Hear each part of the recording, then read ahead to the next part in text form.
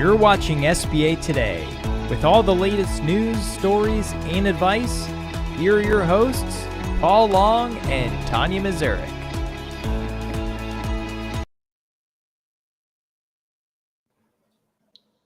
Good morning and welcome to SBA Today for the week of February 11th. I am Paul.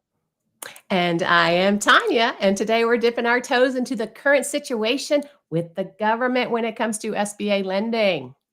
I never thought I'd be talking so much in politics as I have in the last couple of weeks. And you know me well enough to know that it's like, oh my God, it takes me out. Anyway. Yeah. Well, let's jump into the news here. So a group of Democrats from the Small Business Committee wrote a letter on February 3rd. Representative Maggie Goodlander sent a letter to the SBA acting administrator Everett Woodall, urging the agency to immediately clarify the extent of Elon Musk's DOGE access to SBA systems. The letter followed a report that they requested that the DOGE committee has requested and has been granted access to all SBA systems, including HR, contracts, and payment systems. Members also, there's more, but what do you think about that part first? I mean, he's going to have access to every government system. So, I mean, SBA was on the block. Now what he does with it, that's probably what keeps me up at night. Well, it's still to come down. Who knows? Could go either direction. But that's true. The members wrote also in part, after last week's attempt to freeze federal grants and loans, we are concerned that Musk's followers intend to block critical SBA services from reaching our nation's small employers or employees. Yeah, employers. Unauthorized access to SBA systems hurt not just small employers, but also SBA's vast network of lenders and resource partners, us, and will have a disastrous effect on the services provided to small businesses. Beyond the operational impact, this breach endangers the private information of small business owners, SBA resource partners, and employees. Now, with that, they got really into. Now, the first thing I want to bring up, man, they really concentrate on the fact that he's a billionaire. What's up with that? So what? I mean, exactly. I was like, why is it that everything I read is the billionaire? And I'm sitting there going, well, should he not have any money? Should he not know how to make it? I mean, I don't know. Anyway. Who knows? Yeah. I think another part of this too is, okay, having access to that information. Mm-hmm. So what? Like, I mean, I'm sorry, that's my personal opinion, but I think what they're trying to find out is, again, where they can save money. And I don't think they're going to be saving money on us giving out loans that they insure. Like, I don't see that. Now, is there maybe too much staffing, maybe some expenses that can be cut, maybe something like that? Probably. But I think, I don't know. I guess you and I are a part of the media now, but I'm just like, I think they're making a little bit of a bigger deal than it really is, in my opinion. I see. That's exactly how I feel as well. And it's they're sitting there talking about mismanagement, whatever. There's mismanagement everywhere, and there's been mismanagement. I mean, think of what they're already saying about COVID in general, and the idols and the PPPs, and how many people were fraudulent and how that went down. Was there mismanagement? I don't know. Try to get it out quick. There's going to be something go down. But anyway. Well, and look at your own budget. Hey, Tanya, do you have anything of mismanagement in your finances? Oh, my God. God. You spend too much at Starbucks? Like, I mean, come on. We all do it. It's better. It is better. Yeah. Okay. So I had to call. My daughter goes to CSU, and this is her second semester. And they have a different way of paying. And here I'm a flipping banker. I know how to manage my money. I go in to pay, but I had to go to this online site to where they would send the online check, but it wasn't through my bank. And I completely spaced moving the money from my savings into, because it was a large number, completely spaced it. And I know better. I have everything set up for everything. But it bounced. Well, and I'm like, I was mortified. Anyway, I had to call them, and I'm sitting there going, okay, I know better than this. So anyway, but I'm going to send Elon the I'm going to send Elon, the billionaire, over to your house to go through your finances. Okay. Oh my God, how embarrassing. It was so embarrassing. Anyway. Yeah. Yeah. Well, so an update on Senator Loeffler's confirmation. It's been moved out of committee and proceeds to the Senate vote this week. Nagel reported earlier this week that that has been sent over, voted 12-7 to advance her nomination. I don't know if that was down party lines or not. I mean, it kind of looks like it. But 12-7 on there. So we probably expect to have her Senate confirmation this week, and then we can move on from this story and see what she does. Because we've only talked about it in bits and pieces for how many weeks now? Yeah. Yeah. It's been going on for a sec, right? A little bit. But what is already interesting, and I think where we really need to spend some effort in research, and that is what the Small Business Committee is doing. Because remember, there's a Small Business Committee in the SBA, and they really do work with one another. There are some new things that are brewing on this. There is a bill called the COVID Collections Act. We've beat this dead horse as well, but prohibits suspension of collections on loans under 100,000. So pretty much extends the time that inspector generals can go after that, which the first thing I thought of is we still have inspector generals. Oh, okay. Same here. I'm sitting there going, wait a minute. What? I thought they were gone, but did I miss something? I don't know what they're going to do with that. Yeah. But that is there. And then the other one is, again, this one we talked about in our hearing, but this one came out of the Small Business Committee, which is the Small Business Child Care Investment Act. Yeah.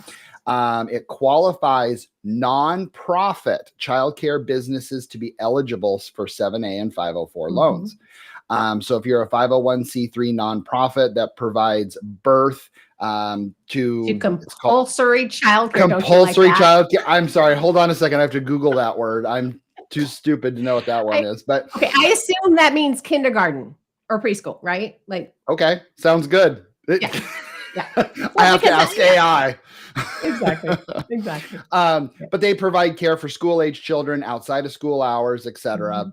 So pretty much most of this is a lot of churches have a child care part of their services that they would be able to do that on there. It can't be used for religious activity. Duh. Right.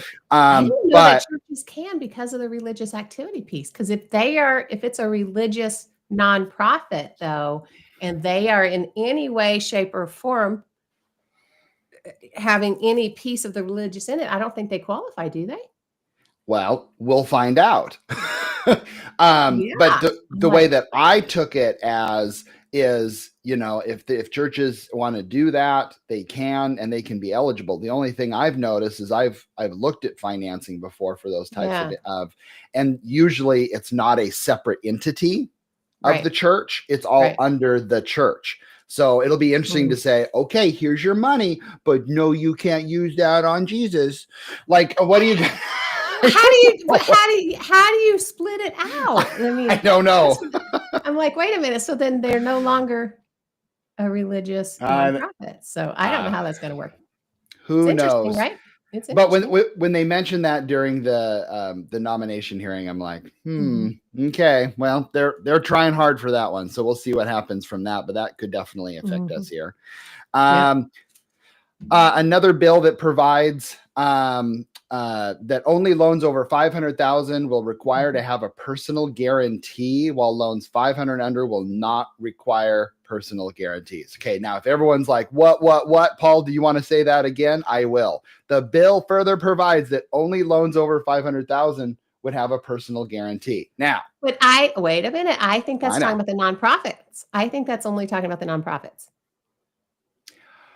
Oh, okay. I think it's only talking about which actually to a degree makes sense.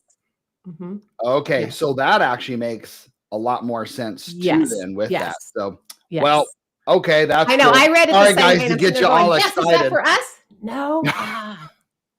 But I don't know. Go ahead. I was going to say, I know many people that would love that rule in general, but that would increase defaults through the roof. I was just fixing to say, I would not like that rule, and call me crazy, but I'm sorry. If you're getting lending and you're getting it backed by the SBA and by the people, because that's who's paying, Yep. for the SBA and putting the tax money in, you got to have something on the line. Yep. Sorry. So I'm not a believer in that one. But anyway, I think it is strictly only for the nonprofits because it's part of that bill. Gotcha. Yeah. So we are going to put a personal guarantee on God. Okay, cool. Go ahead. Keep going. Okay. They're also returning. Okay. So the returning SBA to Main Street bill or act requires the administrator of the Small Business Administration to relocate 30% of employees assigned to SBA headquarters to duty stations outside the Washington metropolitan area. Now, that incorporates two things, both moving or downsizing the 30% and moving them outside, but also downsizing the office space there in Washington by not less than 30% as well within 2 years. So that's an interesting one. Yeah.